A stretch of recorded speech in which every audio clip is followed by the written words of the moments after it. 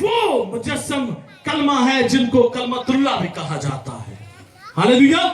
جن کو کلمۃ بھی کہا جاتا ہے، یعنی وہ کلمہ جو جسم اختیار کر چکا ہے. تو اس کا ظہور عام سا ظہور نہیں ہے. اس کا ظہور عام سا ظہور ہے. اس کا پیدا ہونا عام سا پیدا ہونا نہیں ہے، کیونکہ وہ اس کو نام ہی عجیب دیا گیا. یسائی نبی کے صحیفہ میں لکھا ہے کہ اس کا نام کیا ہے؟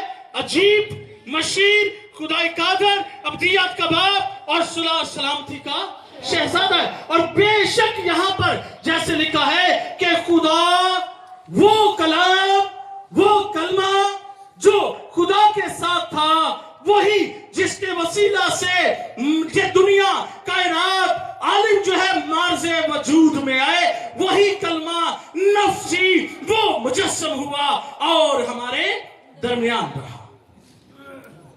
کیونکہ وہ ابدی آسمانی زندہ خدا ہے، اس لیے کیونکہ وہ خدائے قادر ہے، کیونکہ الوہی ہے، کیونکہ وہ اس کے علاوہ کوئی ایسی ذات اقدس نہیں ہے کہ جس کا ہم دعویٰ کر سکے. کیونکہ اس نے اپنے لیے خود دعوے کیے اور اس نے ان کو ثابت کیا. کیونکہ کوئی بھی دعویٰ اگر کرتا ہے تو اس کو ثابت کرنا بڑا مشکل ہے. ہم بھی اس کے نام کا اور اس کے کلام کا اور اس کی پہچان کا اور اس کی ذات اقدس کا ہم دعویٰ کر سکتے ہیں، کیونکہ اس میں گناہ نہیں ہے. تو جب ذات باری تعالیٰ کلام مقدس، کلمہ کل بن کر، کلمہ نفسی بن کر وہ جسم اختیار کرتا ہے تو اس کی پاکیزگی کا آخر بھی نہیں ہے.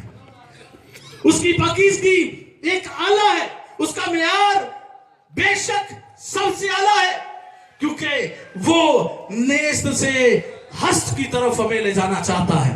وہ ہمیں زمین سے آسمان کی طرف لے جانا چاہتا ہے، کیونکہ خداوند یسوع مسیح کے علاوہ آسمان سے ہمارے لیے کوئی بھی نہیں آیا. اور کیونکہ دنیا کو کوئی دوسرا نام نہیں بخشا گیا جس کے وسیلہ سے ہم نجات پائیں. ایک نام جو یسوع نام ہے وہ بخشا گیا ہے، اور اس لیے یوسف سے کہا گیا تھا کہ تم اپنے ہاں مریم کو لے آنے سے نہ ڈر، کیونکہ جو اس کے پیٹ میں ہے وہ روح القدس کی قدرت سے ہے، اور تو اس کا نام یسوع رکھنا، کیونکہ یسوع کے اندر ہی ساری قدرت پنہا ہے.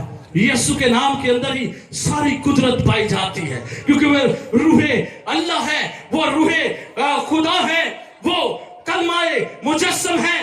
وہ جیسے یہاں